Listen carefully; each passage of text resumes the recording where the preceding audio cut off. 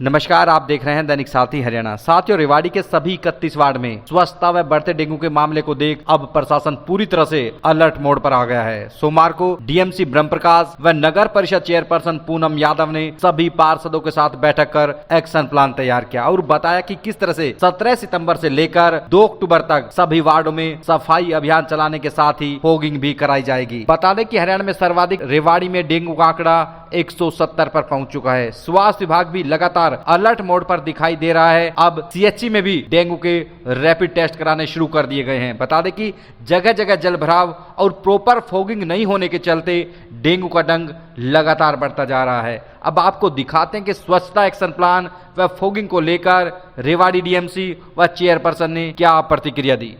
यहाँ पर हमारे आदरणीय डीएमसी साहब आए थे और ये जो हरियाणा शहरी स्वच्छता अभियान जो चलाया जा रहा है पूरे देश में, तो उसके संबंधित हमने सभी पार्षदों के साथ मिलकर के मीटिंग ली थी और डीएमसी साहब ने मार्गदर्शन भी किया है कि भी सभी पार्षद अपने वार्ड में एक ड्राइव चलाए लोगों की ग्रुप बना करके, जिससे कि शहर में अच्छे से सफाई हो सके। फॉगिंग के लिए बोला है, अभी सभी वार्डों में अच्छे से फॉगिंग कराई जाएगी। डेंगू को मद्देनजर देखते हुए सभी वार्डों में भी अभी 1-2 दिन से ही स्टार्ट करा देंगे फॉगिंग। एक्रोचमेंट मतलब मैं तो हमेशा शुरू से कहती आ ही रही हूँ कि एक्रोचमेंट को बर्दाश्त नहीं किया जाएगा और जो भी एक्रोचमेंट करेगा उसके खिलाफ सख्त से सख्त कार्रवाई की जाएगी। ऐसा कुछ नहीं है, ये तो उन व्यापारियों को भी समझना होगा कि जो रेलवे रोड का जो रोड है वो आप समझ सकते हैं कि पहले अगर हम अप्रोचमेंट करेंगे और तो आपको पता ही है कि किसी भी को गाड़ी पकड़ने में कितनी असुविधा महसूस होगी, आपको पता ही है क्योंकि वो रेलवे रोड का रोड है। और अब जब से हमने कार्रवाई की है अब आराम से गाड़ी भी निकल सकती है। पहले क्या था कि लोगों की ट्रेनें छूट जाया करती थी, वो समय पे पहुंच नहीं पाते थे, तो इस चीज का तो आम नागरिक को भी समझना होगा कि आप किस जगह बैठे हो और कहाँ के लिए कार्रवाई की जा रही है। जो पंजाब मार्केट में अतिक्रमण कर रखा है उसके लिए भी मैं यही कहूंगी दुकान वालों से कि उससे पहले कि नगर परिषद आए और उनके खिलाफ कोई सख्त कार्रवाई या ठोस कदम उठाए, तो मैं उनसे भी यही रिक्वेस्ट करना चाहूंगी फिलहाल तो कि भाई आप अपना स्वयं से अपने अतिक्रमण को खत्म कीजिए और अपनी हद में ही सामान रखें। शहरी स्वच्छता अभियान चल रहा है, उसी सिलसिले में हमने आज सभी पार्षदों के साथ विचार विमर्श किया है और अब 17 तारीख से 2 अक्टूबर तक सेवा पखवाड़ा है, जिसका शुभारंभ माननीय मुख्यमंत्री जी रोहतक से करेंगे। तो उसी कड़ी में हम क्या क्या उस सेवा पखवाड़े में क्या क्या कार्यक्रम आयोजित कर सकते हैं और इस शहरी स्वच्छता अभियान को किस तरह एक अच्छे मुकाम तक ले जा सकते हैं, इस संदर्भ में आज हमारी बैठक हुई है और हमारा जो विचार विमर्श हुआ है, सभी पार्षदों ने इस बात के लिए एग्री किए हैं कि हम भी अपने वार्ड में श्रमदान करके ये अपनी समस्याओं का निराकरण करेंगे और स्वच्छता के जो मानदंड है उन पर खरे उतरेंगे। डेंगू की बात करें तो डेंगू सबसे ज्यादा हो रहा है हरियाणा में, रेवाड़ी में।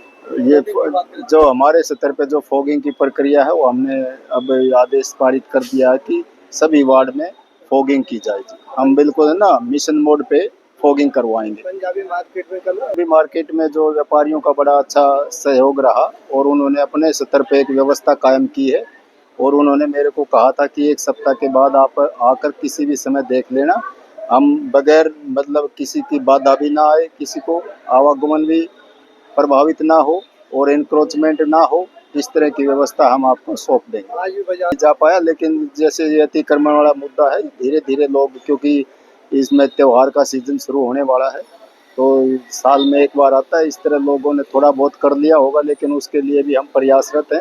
हम समझाएंगे भी और फिर कोई नहीं मानता है तो उसके खिलाफ हम चालान भी करेंगे। और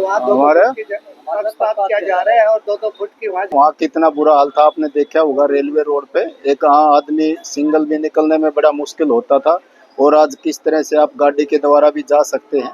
तो उसको और व्यवस्था के जहाँ उनकी जो मांगे हैं उनकी मांगों को ध्यान में रखते हुए जो भी हम प्रशासन कर सकेगा वो करेंगे। उन्होंने अपने आप ही कहा था, वो अपने आप व्यवस्था कायम करने लग रहे हैं। उसमें 1, 2, 3, 4 दिन का समय लग सकता है, फिर उसके बाद देख के दोबारा विचार विमर्श करेंगे। फिट तक जैसे जो पौड़ी वगैरह उन्होंने बना रखी है उस तक सामान रख सकते हैं।